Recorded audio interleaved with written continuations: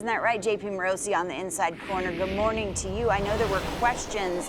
He could be out longer. Any risk in him returning?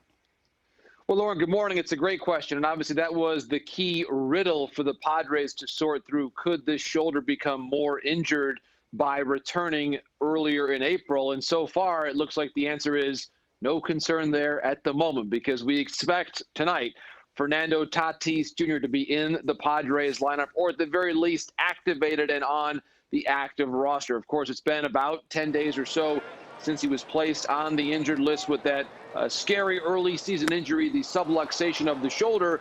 But one of the key things that was said at the time, Lauren, was that he has had this issue in the past. Maybe that was a bit more severe than typical.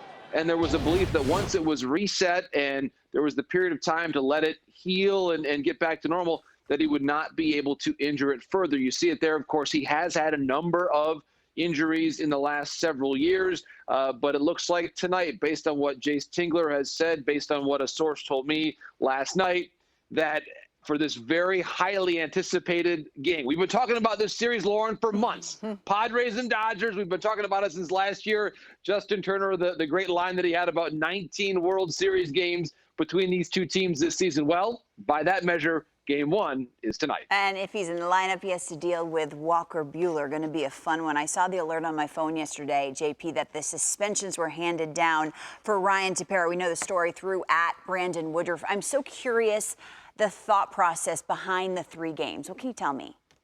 Well, it's an excellent question, Lauren, because obviously in this case, there was no actual hit by pitch. It was judged, in the opinion of MLB, to be a purpose pitch. And player safety is paramount here. The league office believes that there was intent here, in the opinion of Michael Hill and his staff at the commissioner's office. And as a result, they're going to be very proactive in protecting players. So in this case, of course, it was Brandon Woodruff, the pitcher who was then hitting.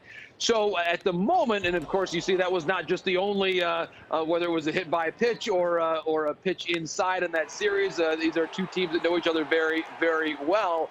And so that was part of the overall dynamic here. We know this is a very close division rivalry. And there was, again, in the opinion of Michael Hill and his staff, a purpose pitch there thrown by Ryan Tepera. Tepera has appealed the suspension, but it's a good reminder that based on precedent and based on current policy and practice by MLB, a pitcher does not necessarily have to hit the batter for supplemental discipline to exist. And of course, that was the case here with a 3-game suspension for Tepera. All about intent. Okay, so we've talked about the injuries and the bad. How about the good? Ryan McMahon, we just showed the highlights, put a smile on many fans' faces. It's been a journey, right? I think that's fair. Give us some highlights. Well, a couple things, Lauren. He is a tremendous all-around athlete from California.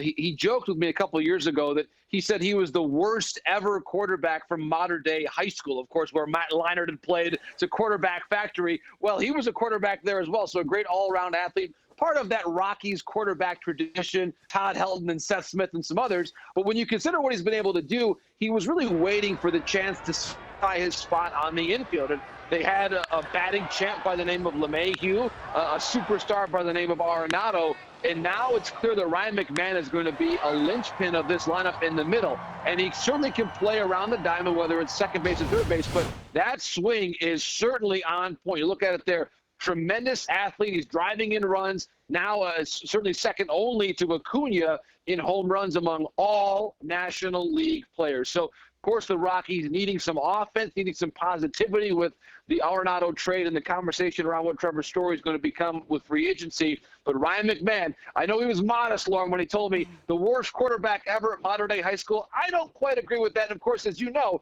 you're sitting beside one of the great two-sport players ever in Mark DeRosa, and football and baseball, one of the great quarterbacks of all time. So maybe Dero has a thought or two on Ryan McMahon as well. That's a reach, JP. I was decent.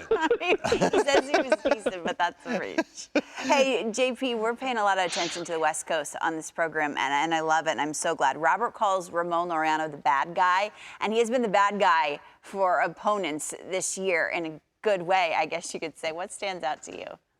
Well, Lauren, we love those outlier statistics in the month of April. How about 8 stolen bases already for Ramone Loriano? An incredible number so far. And I go back to something that Martin Gallegos reported for us at MLB.com back in spring training, that Ramone had worked a lot and talked a lot with Elvis Andrus after Elvis came over from Texas in the trade about the art of base stealing.